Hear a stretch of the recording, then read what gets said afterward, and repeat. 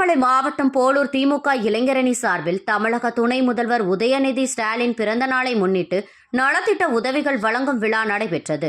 போலூரில் திமுக இளைஞரணி சார்பில் மாவட்ட இளைஞரணி அமைப்பாளர் நரேஷ்குமார் தலைமையில் தமிழக துணை முதல்வர் உதயநிதி ஸ்டாலின் பிறந்த நாளை முன்னிட்டு போலூர் சிறப்பு நிலை பேரூராட்சியில் பணிபுரியும் தூய்மை பணியாளர் 50 பேருக்கு சுமார் 1 லட்சம் மதிப்பிலான போர்வை, பாதுகாப்பு கவசங்கள் உள்ளிட்ட நலத்திட்ட உதவிகளை சிறப்பு அழைப்பாளராக கலந்து கொண்ட திமுக மாநில மருத்துவர் அணி துணைத் தலைவர் டாக்டர் ஏவாவே கம்பன் வழங்கினார்.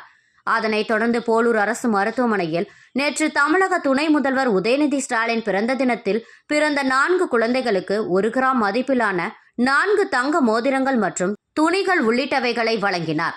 அதனைத் தொடர்ந்து மருத்துவமனையில் உள்ள உள்பிரிவு நோயாளிகளுக்கு பால், ரொட்டி, பழங்கள் உள்ளிட்ட பொருட்களை திமுக மாநில மருத்துவர் அணி துணைத் தலைவர் டாக்டர் கம்பன் வழங்கினார். அதனைத் தொடர்ந்து போலூர் அரசினர் பெண்கள் மேல்நிலை பள்ளியில் ஒலிபெருக்கி, மைக் உள்ளிட்ட மின்சாதன பொருட்களை வழங்கினார்.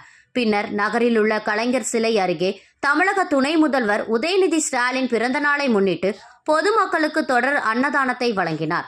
இந்நிகழ்வில் மாவட்ட அவை தலைவர் ராஜசேகர், தலைமை செயற்குழு உறுப்பினர் ராஜ்குமார், மாவட்ட துணை செயலாளர் பாண்டுரங்கன், முன்னாள் சட்டமன்ற உறுப்பினர் KV சேகரன், முன்னாள் சட்டமன்ற உறுப்பினர் எதிரொலி மணியன், போலூர் பேரூராட்சி தலைவர் ராணி சண்முகம், மாவட்ட விவசாய தொழிலாளர் அணி பாபு, மகளிர் அணி மாலினி வினோத், விளையாட்டு மேம்பாட்டு மணிகண்டன், இலக்கிய அணி ஏழுமலை, வர்த்தக அணி செல்வராஜ், ஆதி திராவிட நலக்குழு சாது ஆனந்த், மீனவர் அணி மதிவாணன், அயலக அணித்தலைவர் சண்முகம், வர்த்தக அணித்தலைவர் பார்த்திபன், வழக்கறிஞர் அணித்தலைவர் மதியழகன், தொழிலாளர் அணித்தலைவர் கார்த்திகேயன், மாவட்ட இளைஞரணி துணை அமைப்பாளர் ராம்மோகன், கலாம் பாஷா, ஒன்றிய செயலாளர்கள் சுப்பிரமணியன், மனோகரன், எழில்மாறன், மனோகரன், பேரூர் செயலாளர்கள் தனசேகரன், முருகன், வெங்கடேசன் மற்றும் நகர்மன்ற உறுப்பினர்கள், திமுக நிர்வாகிகள் உள்ளிட்ட பிரதிநிதிகள் உள்ளிட்ட பலர் கலந்து கொண்டனர்.